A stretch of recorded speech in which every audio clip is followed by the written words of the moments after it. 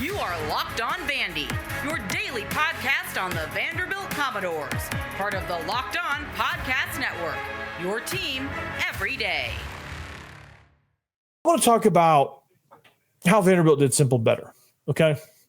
Because when you break down this game, they did simple better. That was one of the biggest keys I talked about with Chris Marler, is who does simple better. Miles Capers had a ridiculous game. Physicality, again, continues to create the problems. Simple better. Just be physical at the point of attack.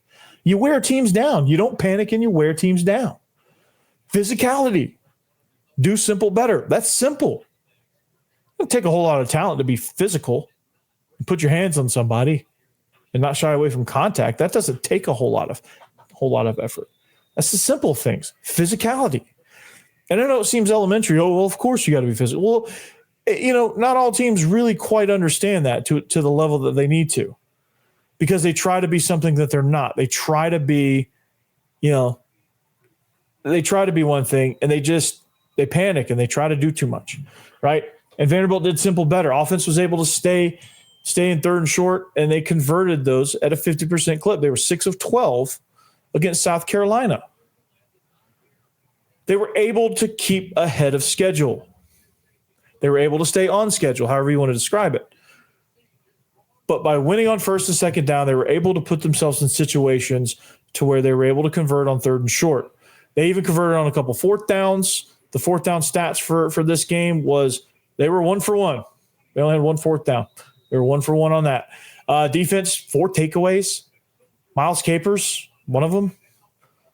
They punished South Carolina, dude. The physicality of the defensive line punished South Carolina. I mean, Miles Capers, it was a good homecoming for him, man. And he showed out. He had a ridiculous game.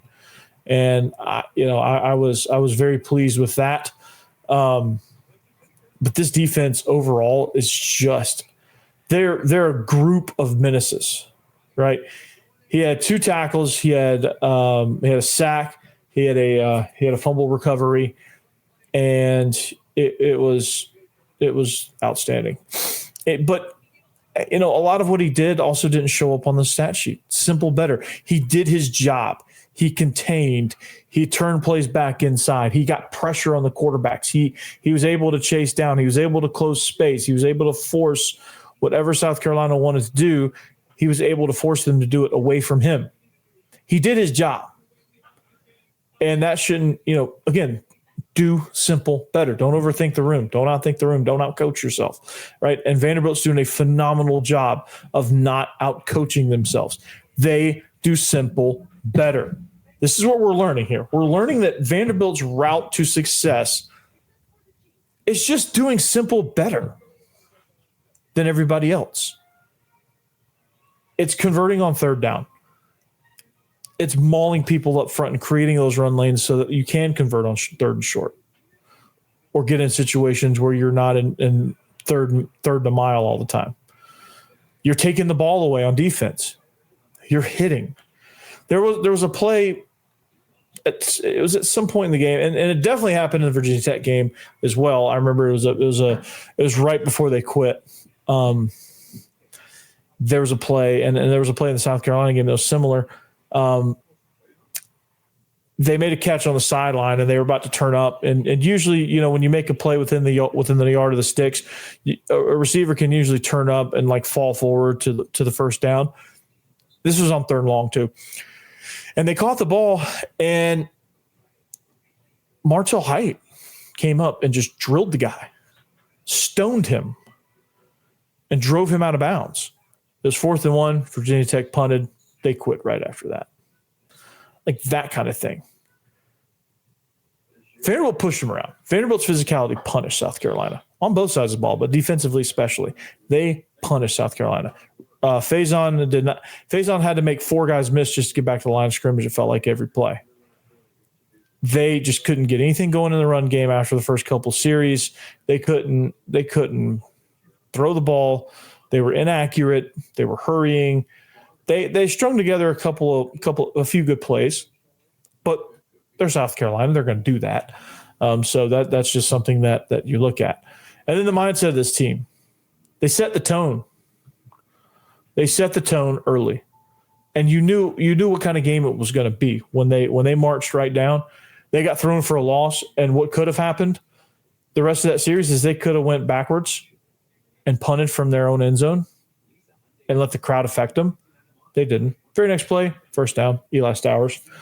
And they just marched on down the field like they were just at practice. The crowd, quiet. They got riled up later on, but Vanderbilt just didn't panic, dude. Their mindset is okay, we can absorb those shots. And that's, again, going back full circle to the first segment, that's what makes them contenders, because they can take those shots and they can absorb them. Last year, they didn't know what to do with it. Like last year, you deliver that knockout blow and they're on the canvas and they're not really getting up. This year, they not only get up, they not only have gotten up, but they end up knocking you out right away. 7 points in the last 6 quarters. That should tell you something. They're ready to play. They're ready to play. They're well coached. They're ready to play, and they're physical. These guys run. These guys, mindset, man. You can't doubt it. You can't doubt it. So Vanderbilt's ranked because of it. It's the next step in the right direction for being contenders. Vanderbilt is contenders. Like, trust me on this. Thanks for watching Locked On Vandy. Remember, you can follow the show at Locked On Vandy on all social media platforms. You can follow myself at Coach Burton 36. Like and subscribe on the YouTube channel. Find us anywhere you find your podcast as part of the Locked On Podcast Network, your team every day. Anchor down. Peace out.